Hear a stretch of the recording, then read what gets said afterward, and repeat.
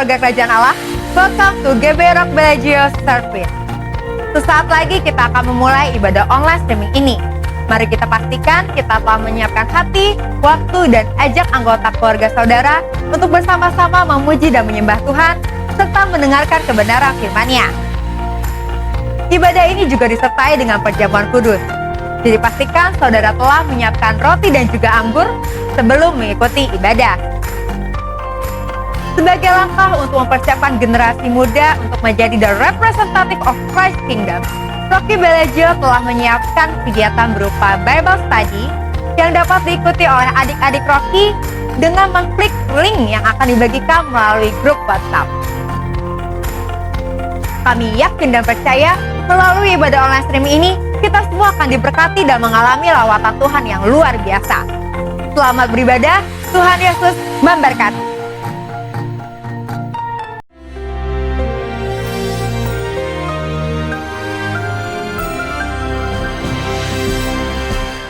Shalom warga kerajaan, kembali kita bertemu. Dan selama 2 bulan yang lampau saya sudah arahkan kepada warga kerajaan untuk menyampaikan belajar firman Tuhan dari kitab Yakobus. Dan dalam Yakobus pasal pertama ayat kedua dikatakan, anggaplah sebagai suatu kebahagiaan, all joy, ketika menghadapi apa? Pencobaan. Pencobaan dia bisa ujian. Ujian itu dari Tuhan untuk membuktikan keaslian. Ketika ada banyak goncangan begini, rumah-rumah yang tidak didirikan di atas batu karang pada runtuh, yang tidak berakar akan jebol, ya. Dan kalau pencobaan itu membuktikan bagaimana apa betul kita setia. Setia pada Tuhan, setia pada pasangan hidup kita. Aslinya kita akan kelihatan lewat beberapa bulan ini. Ini ujian, karena itu saya beri nama Corona Academy. Bukan pandemi, tapi akademi. Kita bisa merubah semua ini kan musim ya. Ketika musim gugur, kita mengalami bunga-bunga gugur. Kita mengalami yaitu banyak yang hilang dari hidup kita. Nah, aslinya kita kelihatan. Kita ini manusia jasmani atau manusia rohani. Kita ini adalah roh. Banyak orang anggap dirinya rohani. Tunggu dulu. Kalau orang rohani dia tidak akan khawatir ketika barang-barang hilang, penghasilan hilang. Karena sumbernya bukan daripada manusia, bukan daripada dunia, tapi dari Tuhan. Saya mengajarkan anggaplah kebahagiaan. Jadi ketika ada change, karena ini autumn ya. Seringkali orang bilang musim gugur ya, fall. Itu akan terjadi perubahan. Pohon-pohon yang begitu indah pada berguguran semua dan kelihatan jelek. Mungkin kita kelihatan secara fisik seperti itu. Tetapi kita bisa merubah change menjadi chance. Tergantung kita dong, ya. Kita bisa merubah kesempitan jadi kesempatan. Anggap suatu kebahagiaan. Ada goalnya. Kalau orang tidak tahu goal, orang tidak tahu purpose, dia akan kacau. Dan tujuannya adalah supaya menjadi matang, menghasilkan buah yang matang. Banyak orang berkata, kita nggak ngapa-ngapain. Kita harus tahu, kita harus ke arah being, bukan doing. Banyak orang keliru, saya nggak bisa kerja apa-apa. Sekarang Tuhan sedang membentuk kita, ya. Dan firman Allah berkata supaya apa? Utuh, tidak kekurangan suatu apapun, sempurna, lacking nothing. Seringkali kita berpikir lacking nothing itu hal-hal yang jasmani. Tetapi setiap pada goal kita adalah seperti dikatakan Kristus, hendaklah engkau sempurna, hendaklah engkau matang, hendaklah engkau utuh sepenuhnya, sama seperti Bapakmu sempurna adanya. Karena itu mari kita tetap menganggap suatu kebahagiaan, sesuatu yang tidak menyenangkan, kita bisa yaitu tetap berbahagia. Ada orang berkata, ada orang cuma menanti badai berlalu, tetapi ada orang belajar menari di bawah hujan lebat. Saya ajak saudara, dancing in the rain. God bless you warga kerajaan. Amin.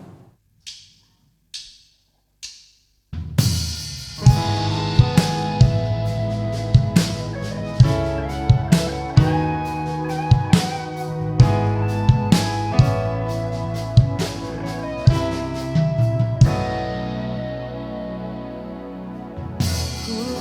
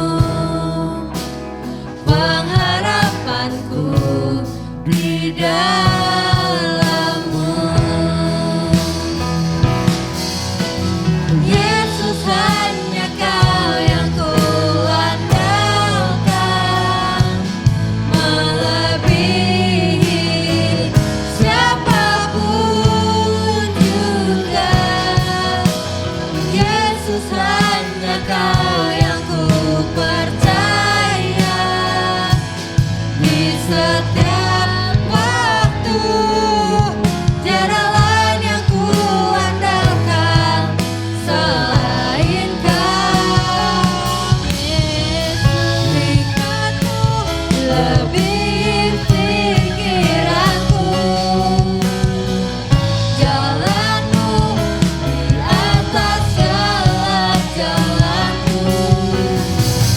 Tinggi dan dalamnya kasih-Mu, hanya Kau, Yesus, yang ku andalkan. Hikmat-Mu lebih pikiranku, jalanmu di atas segala jalanku. Tinggi dan dalamnya kasih-Mu, hanya Kau, Yesus, yang ku andalkan.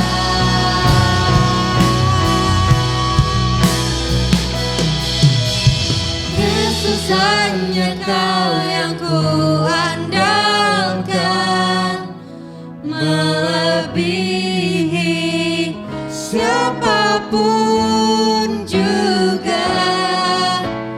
Yesus, hanya Kau yang ku percaya. Di setiap waktu tiada lain yang ku andalkan selain Kau. Yesus, hanya Kau yang ku andalkan, melebihi siapapun juga. Yesus, hanya Kau yang ku percaya.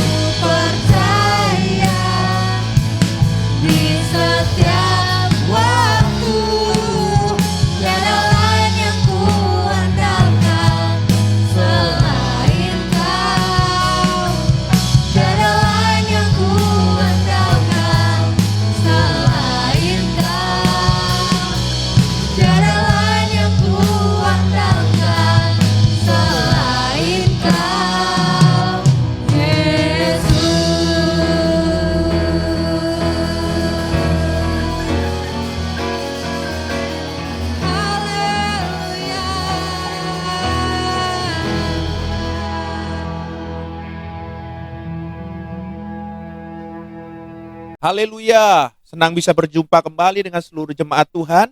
Mari kita siapkan hati kita untuk kita masuk dalam kebenaran firman Tuhan. Dan kita akan sama-sama berdoa terlebih dahulu. Haleluya, haleluya.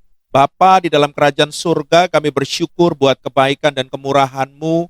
Dan sebentar Tuhan, kami akan kembali Tuhan untuk merenungkan dan belajar akan kebenaran firman-Mu. Karena kami percaya firman-Mu adalah pelita bagi jalan kami. Oleh sebab itu, biarlah Tuhan pada perenungan kami melalui kebenaran firman ini, biarlah Engkau membukakan semua Tuhan yang tersembunyi. Dan kami percaya Tuhan pewahyuan-Mu akan dinyatakan melalui kebenaran firman ini, sehingga kami akan membuat semakin dewasa dan bertumbuh di dalam Tuhan. Terima kasih Tuhan, urapi hamba-Mu, urapi setiap kami dimanapun kami berada yang mendengar kebenaran firman ini agar kami semua diberkati. Dan kami siap mendengar sabda-Mu yang kudus hanya di dalam satu nama yang ajaib, dalam nama Tuhan kita, Yesus Kristus. Haleluya. Sama-sama kita katakan, amin. Haleluya, haleluya. Shalom, puji Tuhan. Wow, dimanapun seluruh jemaat Tuhan berada, saya pastikan dan saya rindukan saudara, dan saya percaya bahwa setiap kita semua dalam pemeliharaan Tuhan. Nah, pagi hari ini kita kembali bertemu dalam ibadah hari Minggu. Sudah sekian lama kita sudah online, tapi saya minta untuk seluruh jemaat Tuhan, untuk kita bersabar, saudara. Bersabar untuk apa? Untuk kebaikan kita semua, ya. Ada waktunya Tuhan akan mengizinkan kita untuk bersama-sama lagi ibadah offline. Dan bagian kita adalah kita berdoa agar semuanya bisa cepat berlalu pandemi ini dan kita bisa bersama-sama kembali berkumpul dalam ibadah offline. Tapi ini tidak menghambat pertumbuhan kerohanian kita kalau kita tetap punya hati yang haus dan lapar akan firman Tuhan. Dan pada saat ibadah-ibadah online ini juga kita membuka hati sungguh-sungguh buat kebenaran firman Tuhan. Haleluya. Puji nama Tuhan. Nah, saudara terkasih dalam Tuhan, pagi hari ini saya akan menyampaikan sebuah kebenaran firman Tuhan yang temanya saya ambil dari tema bulan kita yang baru di bulan Agustus ini. Temanya adalah berbicara tentang equipping, ya. Apa itu equipping? Nah, multimedia akan tampilkan. Equipping ini berbicara tentang, artinya ini adalah memperlengkapi. Nah, dalam Kamus Besar Bahasa Indonesia, memperlengkapi ini ada dua, saudara, ya. Yang pertama, ya, arti memperlengkapi yang pertama yaitu memberi perlengkapan. Contoh, saudara terkasih dalam Tuhan, ya, seorang prajurit waktu akan bertugas ke medan pertempuran, ya, waktu dia akan bertugas pasti dia akan diperlengkapi dengan senjata. Makanya arti yang pertama dari memperlengkapi itu memberi perlengkapan. Jadi diperlengkapi, ya, membawa alat-alat buat perang, ya. Lalu arti yang kedua adalah menambahkan sesuatu supaya menjadi lengkap. Jadi yang tadinya tidak lengkap supaya menjadi lengkap. Ya, contoh, ya, setiap kita diperlengkapi nafas untuk membuat kita bisa hidup.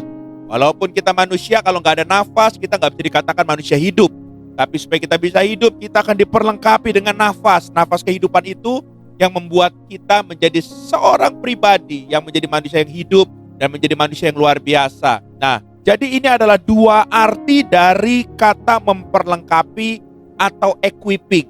Nah, lebih jauh kita akan belajar dari kebenaran firman Tuhan. Apa sih menurut kebenaran firman Tuhan untuk tentang kata memperlengkapi ini?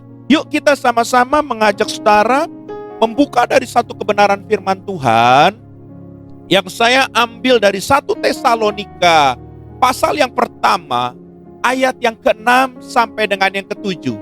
1 Tesalonika pasal yang pertama, ayat yang ke-6 sampai dengan yang ke-7. Saya akan bacakan buat saudara dan saudara boleh menyimak baik-baik. Demikian firman Tuhan. Dan kamu telah menjadi penurut kami dan penurut Tuhan. Dalam penindasan yang berat, kamu telah menerima firman itu dengan sukacita yang dikerjakan oleh Roh Kudus.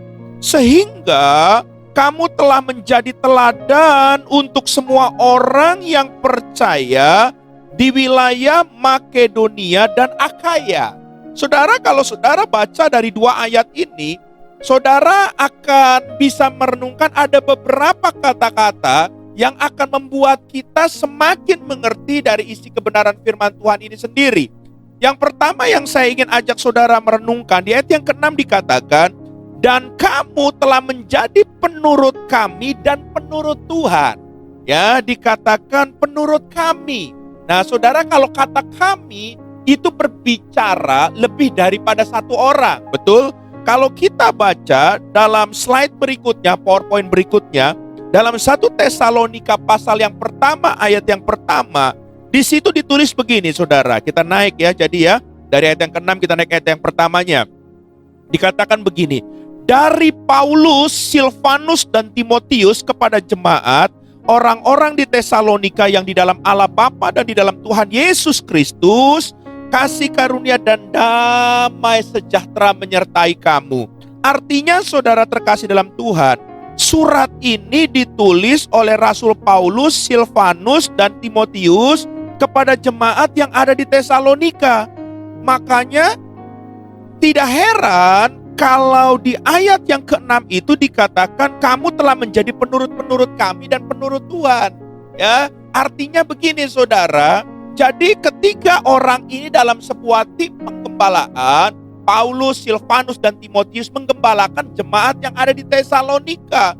Dan saudara terkasih dalam Tuhan, dan di sini Rasul Paulus sedang bicara bahwa hasil daripada pemuritannya, hasil daripada penggembalaannya, ya, bahwa jemaat di Tesalonika itu akhirnya hidup untuk nurut kepada mereka dan juga kepada Tuhan. Jadi saudara terkasih dalam Tuhan, kunci untuk kita mengalami equipping, untuk kita diperlengkapi, kita masuk dalam proses disciple, dalam proses pemuritan, kita harus punya hati yang taat, kita harus punya hati yang nurut. Yang setuju katakan amin. Haleluya. Coba saudara terkasih dalam Tuhan di rumah, kalau ada kiri kanannya bilang sama-sama kiri kanannya, kita harus jadi penurut Tuhan. Ya, haleluya. Orang yang nurut itu saudara terkasih dalam Tuhan, itu gak suka membangkang. Orang yang nurut itu pasti akan mengikuti segala arahan. Coba kita cek diri kita sebagai jemaat Tuhan, sebagai pelayan Tuhan. Waktu kita mengalami pembentukan oleh Tuhan dan oleh otoritas yang Tuhan percayakan kepada kita, apakah kita masih menjadi penurut atau kita saudara terkasih dalam Tuhan, walaupun di mulut kadang-kadang berkata iya, tapi kita di belakang saudara, kita suka ngomong yang aneh-aneh. Dan saya mau bilang ini sikap hati bukan seorang penurut. Sikap hati seorang penurut, sekali dia katakan iya, antara mulut dan tindakannya semua akan dilakukan. Dan jemaat di Tesalonika itu menjadi penurut kepada orang-orang yang dipercayakan Tuhan untuk memuridkan mereka, yaitu Paulus, Silvanus, dan Timotius. Juga mereka menjadi penurutnya Tuhan. Nah, akhirnya proses equipping, proses saudara terkasih dalam Tuhan untuk memperlengkapi jemaat Tuhan yang ada di Tesalonika itu akhirnya menjadi berhasil. Makanya kalau saudara lihat ayat yang ke-7 dikatakan saudara terkasih dalam Tuhan, dikatakan sehingga kamu telah menjadi teladan untuk semua orang percaya di wilayah Makedonia dan Akaya. Akhirnya mereka menjadi teladan. Nah, kita lihat sama-sama saudara terkasih dalam Tuhan, ada kata yang menarik. Ayat yang ke-6 dikatakan kata penurut, ayat yang ke-7 dikatakan karena mereka menjadi penurut, akhirnya mereka menjadi teladan. Nah, kata penurut dalam bahasa aslinya itu dengan kata-katanya yaitu mimetes. Katakan sama-sama mimetes. Apa itu mimetes? Mimetes itu artinya an imitator atau seorang peniru atau juga follower atau seorang pengikut. Nah, saudara terkasih dalam Tuhan. Nah, sedangkan kata saudara teladan dalam bahasa aslinya itu disebut tupos. Katakan sama-sama tupos, ya. Apa arti tupos? Tupos itu artinya juga bagus. Tupos itu artinya contoh, menjadi contoh atau menjadi patokan atau menjadi tipe, menjadi role model, ya, menjadi sebuah pola. Yang tertarik, yang terakhir ini saya tertarik sekali di sini dikatakan ya menjadi sebuah gambaran, saudara terkasih dalam Tuhan. Ya, jadi saudara terkasih dalam Tuhan menjadi teladan akhirnya bisa menjadi sebuah gambaran. Nah, jadi saya mau kasih tahu sama saudara terkasih dalam Tuhan, menjadi penurut itu waktu mengalami equipping, Ya, waktu kita mengalami diperlengkapi, itu akan menjadikan kita sebuah pribadi, seorang pribadi yang akhirnya hidup menjadi sebuah gambaran yang benar.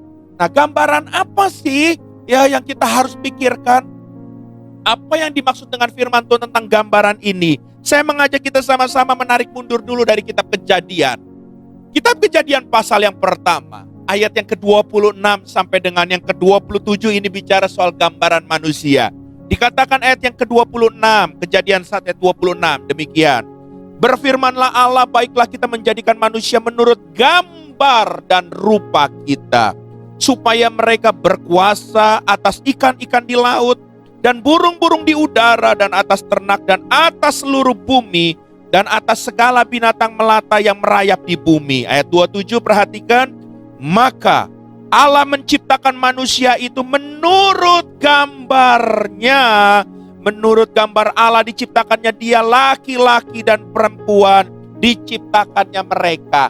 Artinya saudara terkasih dalam Tuhan, gambaran di sini waktu saudara menjadi penurut-penurut Tuhan, waktu saudara dan saya menjadi saudara terkasih dalam Tuhan, ya, seorang penirunya Tuhan, saudara akan menjadi gambaran Kristus dalam hidup kita. Makanya gak heran waktu saudara menjadi gambaran Kristus dalam hidup saudara akan menjadi berkat dimanapun Tuhan berada. Makanya kalau saudara tanya dengan saya, Pak, maksudnya kita masuk pemuritan itu untuk kita di-equipping, untuk kita diperlengkapi untuk apa? Satu, saudara, yang saya ingin kasih tahu sama saudara, saudara diperlengkapi supaya saudara mengalami keserupaan dengan Kristus. Gambaran Kristus ada dalam diri saudara. Karena itu adalah saudara rencana Tuhan dalam awal kitab Kejadian menciptakan saudara. Saudara diciptakan segambar serupa seperti Tuhan. Karena dosa akhirnya gambaran kita semua menjadi rusak. Tapi hari ini kita belajar melalui karya salib Tuhan. Tuhan menebus saudara dan saya. Dan saudara, Tuhan sedang memperbaharui semuanya supaya dari keseharian kita terus diperbaharui agar kembali serupa, segambar seperti Tuhan. Haleluya. Nah, kalau saudara sudah diperbaharui dan saudara mulai mengalami keserupaan dengan Kristus. Nah, ini yang luar biasa saudara. Dalam Lukas pasal 24 ayat yang ke-49. Dikatakan begini. Lukas pasal 24 ayat yang ke-49, sebelum dia naik terangkat saudara, dia katakan begini, dan aku akan mengirim kepadamu apa yang dijanjikan Bapakku, tetapi kamu harus tinggal di dalam kota ini sampai kamu diperlengkapi dengan kekuasaan dari tempat yang tinggi. Saudara terkasih dalam Tuhan, banyak orang untuk diperlengkapi, mencari, ya, mengequip dirinya sendiri, saudara, dengan banyak pengajaran-pengajaran, dengan banyak buku-buku, banyak hal-hal yang luar biasa. Salah nggak saudara? Ya itu juga nggak salah saudara, menambah wawasan kita, menambah segala sesuatunya kita. Tapi saya mau sampaikan kepada saudara, Alkitab mengajarkan saudara dan saya, saudara di-equip untuk mengalami keserupaan dengan Kristus. Dan itu harus dimulai dengan satu hal dari kebenaran firman Tuhan ini. Bahwa dalam kebenaran firman Tuhan ini, Alkitab dengan jelas dikatakan, ayat yang ke-24, sebelum kita mengalami keserupaan, Dia mengirim untuk memperlengkapi saudara dan saya dengan seorang pribadi, seorang penolong, Parakletos namanya, Roh Kudus namanya, yang akan menolong saudara supaya waktu saudara diperlengkapi, saudara mengalami keserupaan benar-benar seperti gambaran Kristus ada dalam hidup saudara dan saya. Yang setuju kasih tepuk tangan buat Tuhan kita. Haleluya, haleluya, ya. Puji nama Tuhan. Oleh sebab itu, gereja hari-hari ini sudah mulai sedikit sekali berbicara soal Roh Kudus. Tapi pagi hari ini saya ingin mengajak saudara dan saya supaya berhasil proses equip saudara. Saudara, saya mau bilang seperti saya melakukannya. Kita harus menyadari bahwa kita semua hari ini perlu yang namanya Roh Kudus dalam hidup kita.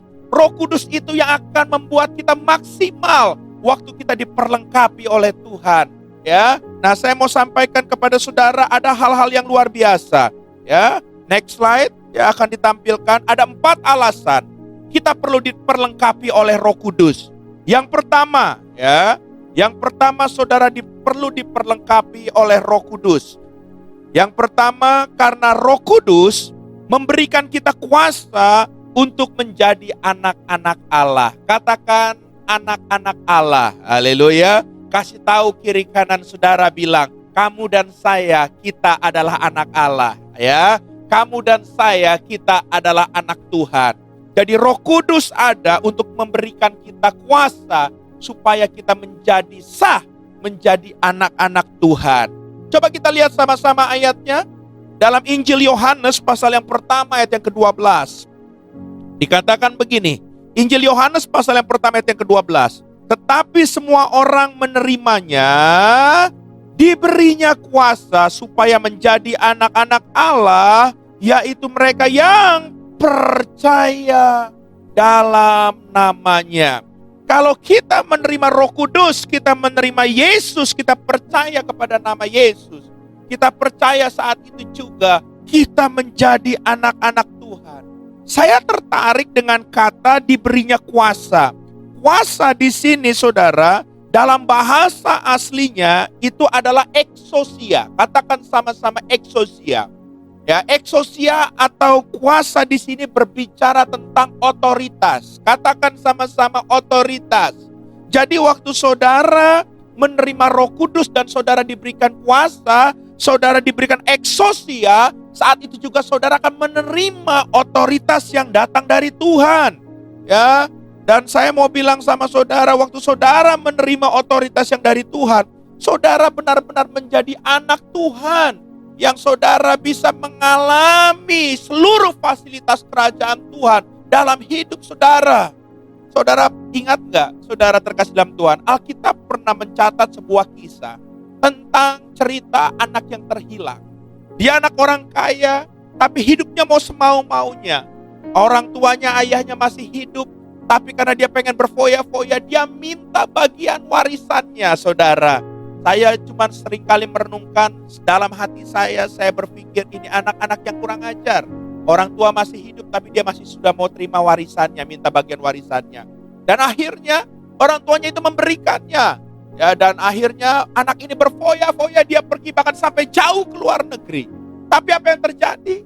Kita bisa tahu, saudara terkasih dalam Tuhan, anak yang manja, anak orang kaya ini sebetulnya gak bisa kerja apa-apa. Akhirnya di negeri orang uangnya habis karena dipakai foya-foya. Hidupnya susah, mencari pekerjaan.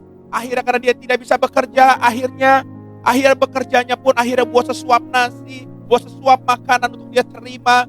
Ya, akhirnya apapun dia lakukan, akhirnya dia diterima. Ya, untuk saudara terkasih dalam Tuhan, memberikan makan ya ternak babi yang ada pada saat itu, saudara, di tempat tersebut. Dan dia memberikan makan, dan saudara terkasih dalam Tuhan, yang lebih tragis ternyata dia itu, saudara terkasih dalam Tuhan, makanan babi itu juga yang sama yang akan dia makan, saudara. Dia makan kotoran dari babi tersebut. Saudara lihat dalam slide saya memberikan PowerPoint ini supaya menjadi perenungan. Saudara, dalam perenungan slide ini saudara lihat baik-baik. Anak yang terhilang ini dalam perenungan di kandang babi, dia cuma bisa tersungkur begini, saudara. Bajunya ada compang-camping, bahkan mungkin kaosnya itu sudah dibuang karena kotor dan bau sekali, saudara terkasih dalam Tuhan. Dia sudah gak punya apa-apa. Dan di saat itu dia merenung. Dan dalam perenungannya itu, kalau saudara baca di ayat yang sebelahnya dalam PowerPoint ini, dikatakan, di rumah Bapakku makanan begitu berlimpah, tapi sekarang aku hidup seperti ini. Dan disitulah ada titik balik dalam hidupnya, bahwa biar bagaimanapun di rumah ayahnya itu keadaan dia akan lebih baik. Dan dia tahu bahwa dia salah. Sekalipun dia tahu dia salah, akhirnya dia tahu bahwa jalan keluar untuk masalah itu dia cuma bisa minta ampun dan datang kepada ayahnya. Dia akan terima konsekuensi kalaupun ayahnya menolaknya. Dia akan terima konsekuensi kalaupun dia nggak dianggap anak lagi. Karena dia tahu betapa durhakanya dia. Dan cuma satu dalam pikiran dia, kalau boleh dia akan bekerja di tempat ayahnya. Karena mungkin dia berpikir daripada tempat bekerja dia hari ini, di tempat ayahnya itu adalah seorang pengusaha yang lebih manusiawi, bisa memperlakukan para pekerjanya lebih manusiawi. Dan dia mau bekerja di perusahaan daripada ayahnya. Makanya dia bertekad, dia pulang kepada ayahnya. Dan saudara tahu, kisah ini menceritakan, waktu dari jauh, ayahnya melihat dia datang. Dia sudah, saudara terkasih dalam Tuhan, mungkin perasaan dia campur aduk. Tapi ayahnya itu adalah seorang ayah yang baik, ayah yang luar biasa. Dari jauh ayahnya melihat dan dia tahu itu adalah anak yang terhilang. Dia lari, dia memeluk anak tersebut. Bukan anak yang mencari ayahnya, tapi ayahnya yang mencari anaknya ini, yang punya hati untuk berbalik kepada ayahnya. Dan dia peluk, dia kembalikan semuanya itu. Dia kembalikan, dia kasih jubah yang mahal melalui pelayannya. Dia kasih cincin lambang otoritas. Dia kasih segala sesuatu fasilitas, dipulihkan. Bahkan dibuat pesta. Waktu anak ini kembali ke rumah tersebut, otoritasnya dikembalikan, dipulihkan. Saya mau sampaikan kepada saudara, inilah yang saudara menjadi perenungan saudara dan saya. Kalau saudara dan saya jauh daripada Bapa kita di surga, hidup kita bukan menjadi lebih baik, tapi kehidup kita, saya jamin dan saya pastikan, akan lebih hancur, lebih berantakan. Tapi kalau kita punya hati berbalik kepada Bapa di surga, tangan Bapa kita di surga akan selalu terbuka buat saudara dan saya. Dan pada saat itu juga, waktu dia memeluk saudara, saat itu juga, jubah yang sama akan diberikan kepada saudara, cincin yang sama akan diberikan kepada saudara. Ini bicara, otoritas saudara akan dikembalikan kembali waktu saudara sungguh-sungguh mencari Bapa kita di surga. Jadi saya mau bilang sama saudara, yang membuat hubungan ini dipulihkan, saya mau bilang sama saudara, saudara perlu Roh Kudus.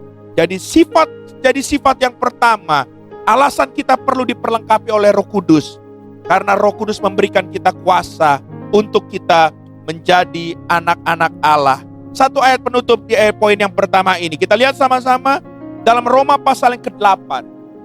Ayat ke-14 sampai dengan yang ke-15. Dikatakan begini, semua orang yang dipimpin Roh Allah adalah anak Allah.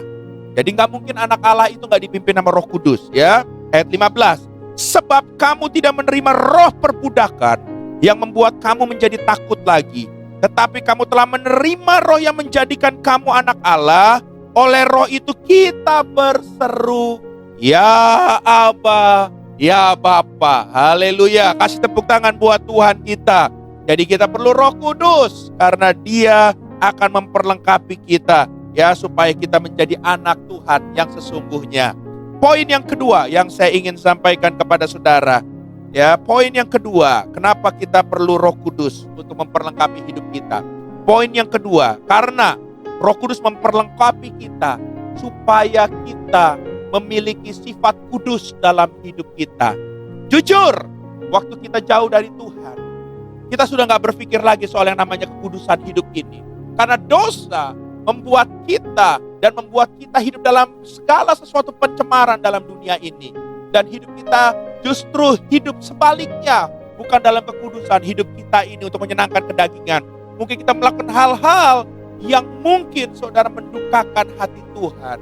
Saya mau sampaikan kepada saudara bahwa hari ini saudara perlu diperlengkapi dengan Roh Kudus, supaya dengan kehadiran Roh Kudus dalam hidup saudara, ini bisa menghidupi hidup saudara lebih lagi, supaya bisa mengubahkan segala karakter dan sifat saudara yang tadinya najis, kotor, tapi menjadi pribadi yang kudus di hadapan Tuhan. Kita lihat sama-sama ayatnya dalam Efesus pasal yang ketiga ayat yang ke-16. Dikatakan begini, aku berdoa supaya Ia menurut kekayaan kemuliaannya menguatkan dan meneguhkan kamu oleh rohnya di dalam batinmu. Rohnya ini bicara Roh Kudus. Jadi melalui Roh Kudus ini yang akan meneguhkan iman saudara, menguatkan iman saudara dalam mengiring Tuhan, sehingga dengan iman saudara itu bisa menjaga di hidup saudara, bisa menjaga diri saudara, supaya saudara tetap bertahan hidup dalam kekudusan. Ya, karena firman Tuhan katakan tanpa kekudusan tidak ada seorang pun yang bisa mengalami perjumpaan dengan Tuhan. Jadi Tuhan rindu saudara melalui Roh Kudus saudara ini yang ada, yang berdiam dalam hidup saudara, memimpin hidup saudara. Iman itu bangkit dari Roh Kudus ada dalam hidup saudara. Dan iman ini yang akan saudara terkasih dalam Tuhan memproteksi hidup saudara, supaya saudara selalu hidup dalam kekudusan, ya. Kita lihat baik-baik saudara terkasih dalam Tuhan. Dalam 1 Tesalonika 4 ayat yang ke-7. Allah memanggil kita, memanggil saudara dan saya, bukan untuk melakukan apa yang cemar, melainkan apa yang kudus. Kasih tepuk tangan sekali lagi buat Tuhan kita.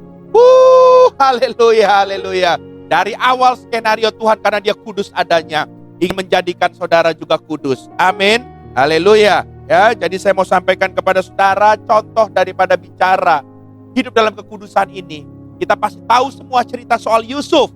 Waktu dia menolak tawaran dari godaan Tante Potifar. Saya mau sampaikan sama saudara, waktu dalam perenungan saya, nggak mungkin dia bisa menolak untuk dia jatuh dalam dosa ini dengan kekuatan dia sendiri saja. Tapi saya percaya dia bisa menolak dan dia hidup dalam kekudusan. Karena dalam hidupnya, Yusuf hidup dikuasai oleh Roh Kudus. Sehingga Roh Kudus itu yang memampukan dia untuk berani berkata tidak untuk dosa yang ditawarkan kepada hadapannya. Bahkan dia berlari, dia menjauh dari dosa itu.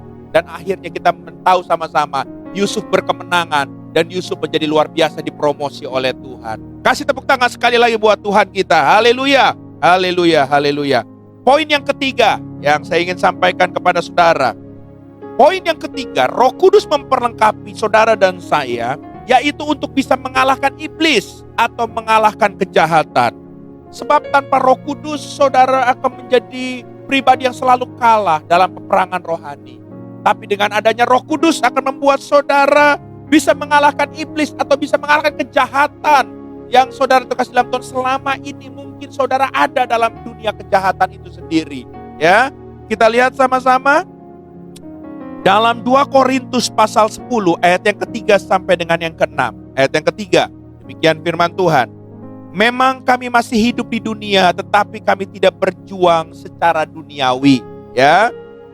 Ayat yang keempat, karena senjata kami dalam perjuangan bukanlah senjata duniawi, melainkan senjata yang diperlengkapi apa?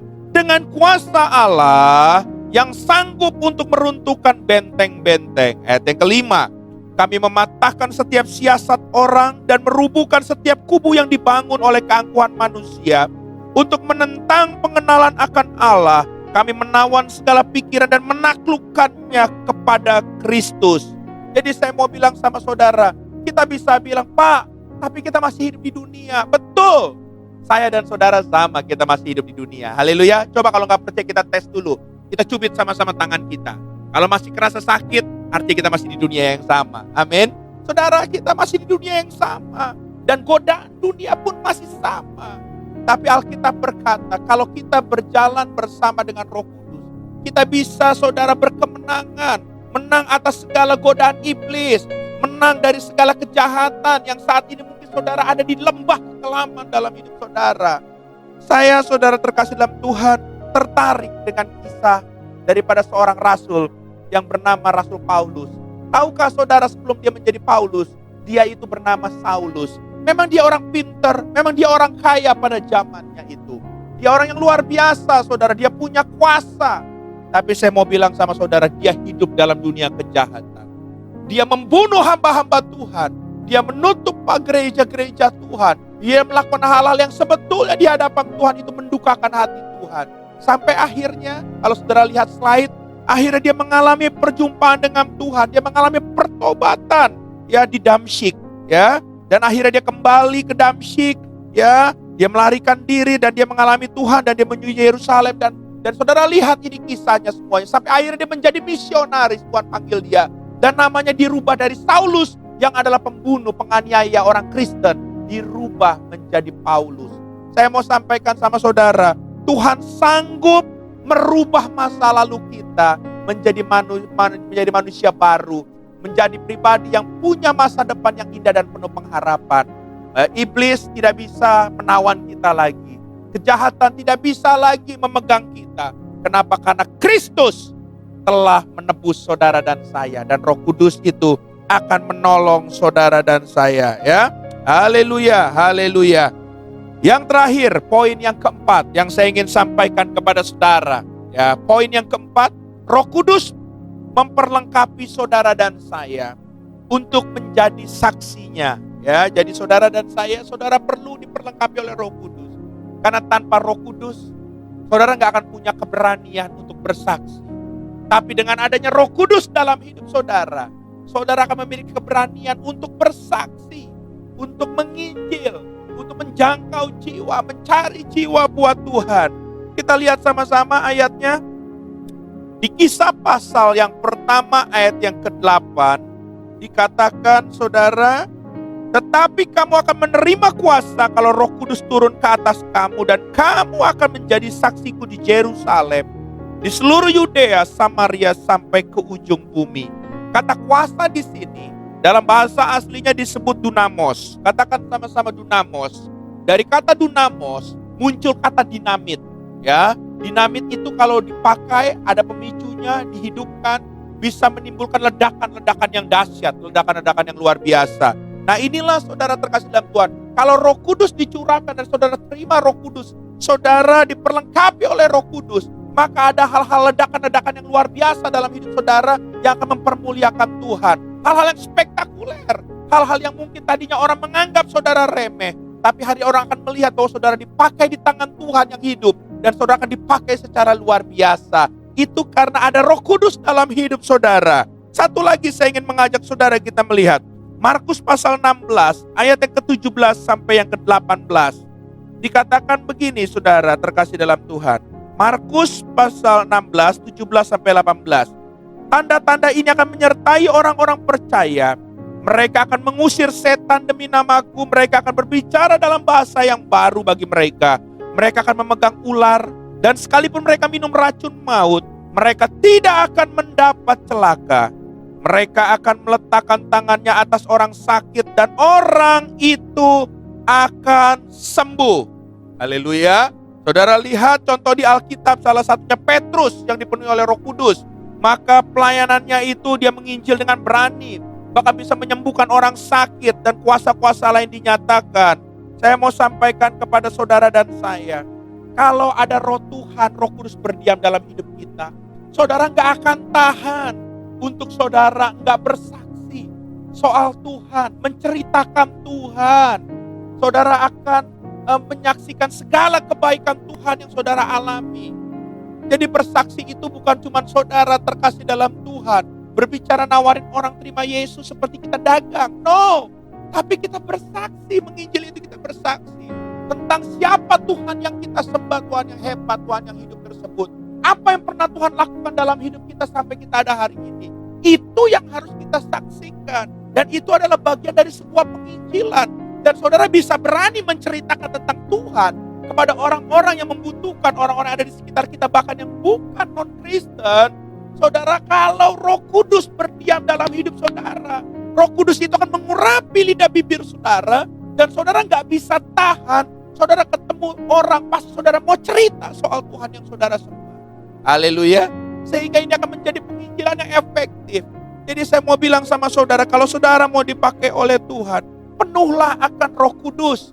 Maka waktu saudara penuh dengan Roh Kudus, dengan sendirinya otomatis hidup saudara akan menyaksikan soal kebaikan dan kemurahan Tuhan dalam hidup saudara. Dan dimanapun saudara berada, saudara bisa menjangkau jiwa-jiwa untuk dibawa untuk hormat dan kemuliaan bagi nama Tuhan. Amin. Haleluya. Kalau kita bicara dalam Kisah 1 ayat yang ke-8 ini, saksi di sini disebut dengan kata martus atau martir, ya, yaitu seorang saksi yang mati bagi dirinya agar Kristus hidup dalam kehidupannya. Jadi saudara, waktu saudara penuh dengan kuasa dari Yang Maha Tinggi, saudara penuh Roh Kudus, akhirnya saudara mau jadi martus atau martir tersebut. Martir itu artinya saudara mau mengosongkan diri saudara, dan biarlah Kristus yang hadir dalam hidup saudara. Kita lihat ayatnya, dan ini adalah ayat yang terakhir sebagai penutup khotbah saya sore hari ini, siang hari ini. Galatia pasal yang kedua, ayat yang ke-20. Galatia pasal yang kedua, ayat yang ke-20. Ya, saya mengundang seluruh jemaat Tuhan di rumah masing-masing. Kita bangkit berdiri, kita baca sama-sama kebenaran firman Tuhan ini, karena ini ayat yang terakhir. Galatia pasal yang kedua, ayat yang ke-20. Demikian firman Tuhan. 1, 2, 3. Namun aku hidup, tetapi bukan lagi aku sendiri yang hidup, melainkan Kristus yang hidup di dalam aku. Dan hidupku yang kuhidupi sekarang di dalam daging adalah hidup oleh iman dalam Anak Allah yang telah mengasihi aku dan menyerahkan dirinya untuk aku. Katakan amin. Haleluya. Jadi aku hidup bukan aku lagi, tetapi Kristus yang hidup di dalam aku. Tapi Roh Kudus yang ada di dalam kita yang kita munculkan. Amin. Makanya saya mau bilang sama saudara, kita perlu nomor satu. Sebelum kita memperlengkapi, mengequip diri kita untuk Tuhan pakai secara luar biasa. Dalam hal-hal lainnya, saudara perlu dulu Roh Kudus dalam hidup saudara. Waktu Roh Kudus memenuhi, menguasai hidup saudara. Saya percaya, walaupun saudara bilang, Pak, tadinya saya nggak bisa, tadi saya nggak mampu. Saudara akan dimampukan dengan kuat kuasa urapan Roh Kudus dalam hidup saudara. Haleluya. Saya banyak mendengar kesaksian saudara. Orang yang tadinya nggak bisa bahasa Inggris, akhirnya jadi misionaris. Saya tanya gimana caranya. Dia saudara memang dia belajar juga. Tapi saudara yang membuat dia luar biasa, dia mengandalkan Roh Kudus. Sehingga Roh Kudus menolong dia. Dari hal-hal yang dia pelajari dia nggak ngerti, akhirnya dia bisa pahami dengan baik. Dari orang yang nggak pernah lulus sekolah, dia mempelajari sesuatu, tadinya dia nggak mungkin. Akhirnya dia dapat hikmat. Akhirnya dia menjadi pribadi yang berhasil. Karena Roh Kudus. Jadi saya mau bilang, libatkan Roh Kudus dalam aspek apapun hidup saudara yang Tuhan percayakan. Maka saya percaya waktu saudara diperlengkapi, saudara akan Tuhan pakai lebih daripada hari ini. Untuk hari-hari ke depan, Tuhan akan pakai saudara dan saya lebih luar biasa lagi. Yang setuju sekali lagi kasih tepuk tangan buat Tuhan kita. Haleluya, haleluya. Oke, jadi 4 poin ini saudara terkasih dalam Tuhan, saudara catat dan menjadi bahan perenungan kita semua. 4 alasan kita perlu diperlengkapi oleh Roh Kudus. Yang pertama, Roh Kudus memberikan kita kuasa untuk kita menjadi anak-anak Tuhan. Ya. Lalu yang kedua, Roh Kudus memperlengkapi kita dengan sifat kudus supaya saudara menjadi pribadi yang kudus. Yang ketiga, Roh Kudus memperlengkapi kita untuk bisa mengalahkan iblis atau kejahatan.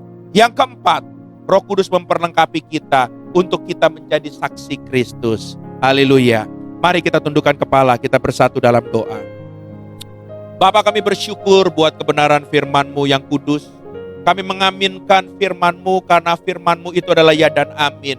Dan kami percaya maksud daripada Engkau memperlengkapi kami di bulan ini. Karena Engkau punya rencana yang dahsyat, punya rencana yang luar biasa untuk waktu-waktu yang akan datang dalam hidup kami.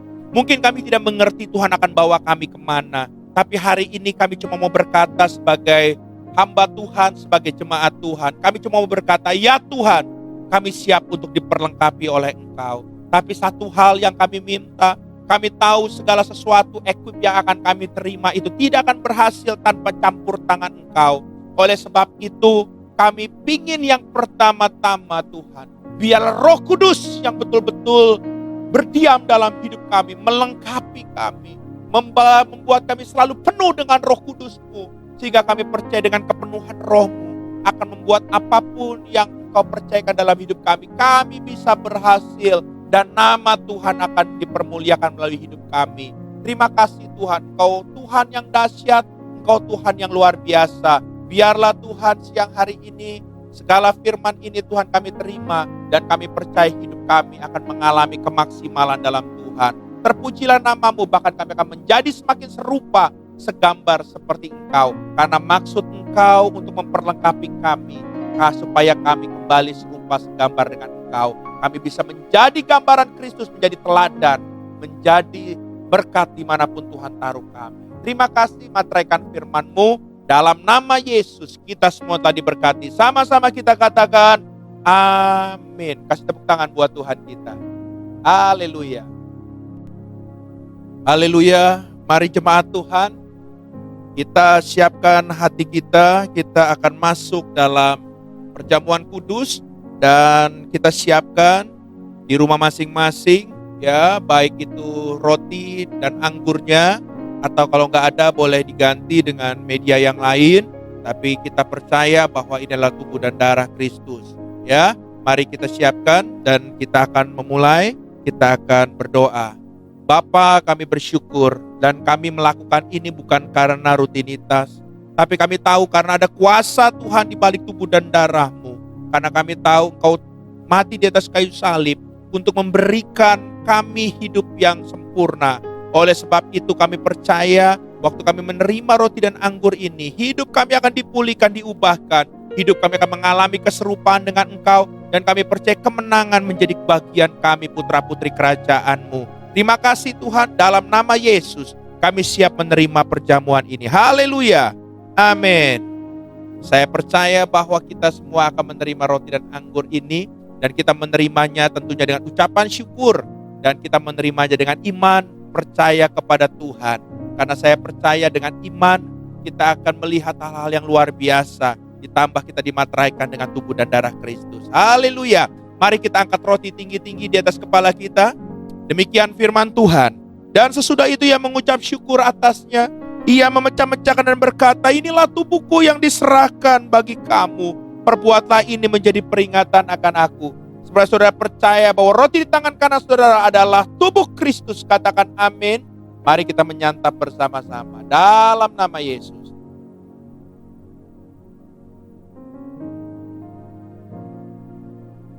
Haleluya. Mari kita angkat cawan anggur tinggi-tinggi di kepala kita. Haleluya. Demikian juga ia mengambil cawan sesudah makan, lalu berkata, cawan ini adalah perjanjian baru yang dimateraikan oleh darahku. Perbuatlah ini setiap kali kamu meminumnya, menjadi peringatan akan aku. Saudara-saudara percaya bahwa cawan di tangan kanan saudara adalah lambang persekutuan kita dengan darah Kristus. Katakan amin. Mari kita meminumnya bersama-sama dengan iman dalam nama Yesus. Haleluya. Kasih kemurahan-Mu telah Engkau buktikan di atas kayu salib. Kasih kemurahan-Mu itu menjadikan hidup kami berarti. Kasih kemurahan-Mu itu membuat hidup kami dari yang bukan apa-apa menjadi seorang pribadi yang sempurna Tuhan. Oleh sebab itu kami percaya dengan tubuh dan darah-Mu ini. Tidak ada lagi sakit penyakit dalam hidup kami dalam nama Yesus. Engkau menjamah, Engkau menyembuhkan setiap kelemahan fisik kami Tuhan. Dan kami percaya kutuk telah dipatahkan, telah diubahkan menjadi berkat yang datang dari Tuhan. Bahkan kami percaya tingkap langit-Mu dibukakan. Saat ini jalan-jalan tertutup dibukakan, membuat hidup kami akan mengalami kelimpahan di dalam Tuhan. Supaya bisa menjadi saluran berkat dimanapun kami berada. Karena Engkau memberkati hidup kami lebih dulu Tuhan. Terima kasih buat karya salib-Mu. Terima kasih buat tubuh dan darah-Mu. Materaikan tubuh dan darah-Mu. Dalam nama Yesus kami telah berdoa dan mengucap syukur. Haleluya. Amin.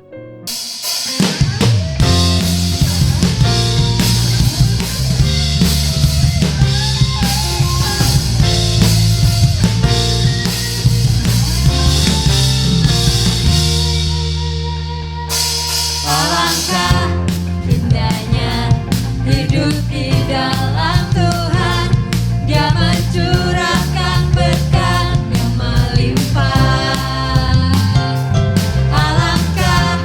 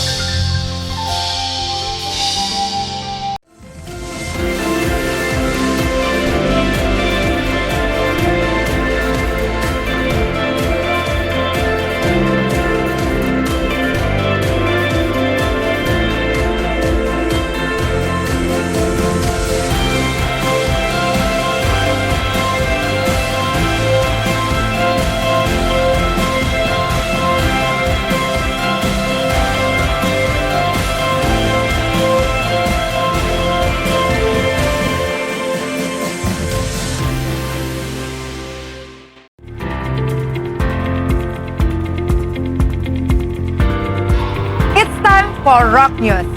Untuk ibadah minggu depan akan diinformasikan lebih lanjut melalui konsel, grup WhatsApp, dan media sosial kami.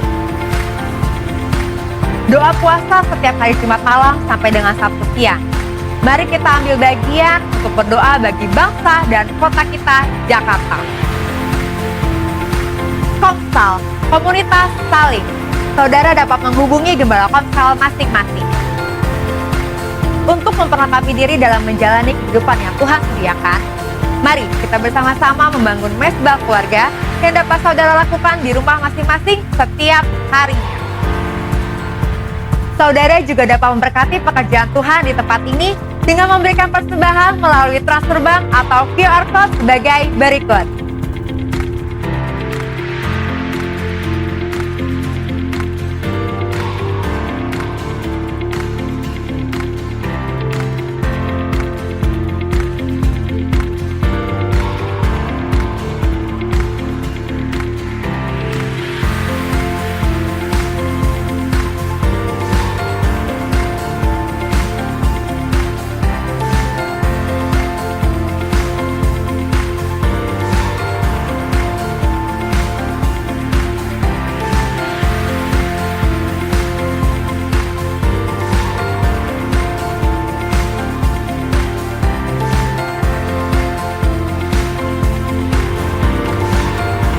Demikianlah ibadah online streaming GBI Rock Bellagio minggu ini.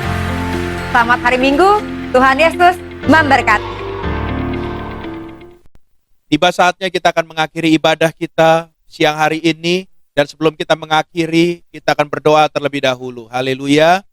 Bapa, kami bersyukur Tuhan dari awal sampai akhir ibadah Engkau pimpin. Dan kami percaya ibadah ini Tuhan menjadi berkenan di hadapan Tuhan. Bahkan kami percaya semua yang telah kami terima bisa kami dapat lakukan dalam kehidupan kami. Sehingga hidup kami akan berkemenangan di dalam Tuhan. Biarlah hari-hari ke depan, minggu-minggu ke depan, hidup kami semua dalam penyertaan-Mu. Dan Roh Kudus selalu memimpin langkah kami. Terima kasih Tuhan. Tidak lupa kami berdoa buat bangsa dan negara kami. Kami minta kemurahan Tuhan. Biarlah tangan-Mu selalu bekerja buat bangsa dan negara kami ini. Kami percaya melalui Tuhan kondisi saat ini.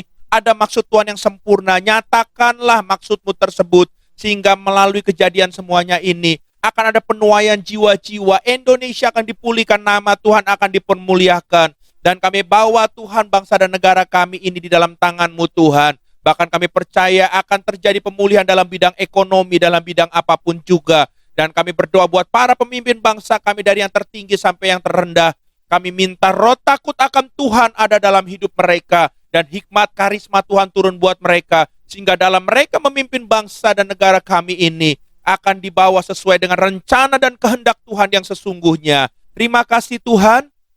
Kami juga membawa Tuhan Bapak-bapak rohani kami Tuhan, Pak Arifin dan Ibu, Pak Roni dan Ibu Tuhan, kami minta tangan Tuhan yang kuat selalu memegang mereka, melindungi, dan kami percaya memproteksi mereka. Sehingga kami percaya Bapak-bapak rohani kami akan selalu sehat sempurna di dalam kasih kemurahan Tuhan. Bahkan Kau akan memakai mereka lebih heran, lebih luar biasa lagi. Bahkan kami percaya melalui mereka akan ada pewahyuan dan hikmat-hikmat yang baru yang akan juga bisa mengarahkan kami anak-anak rohaninya untuk masuk dalam destiny Tuhan. Terima kasih Tuhan atas mereka.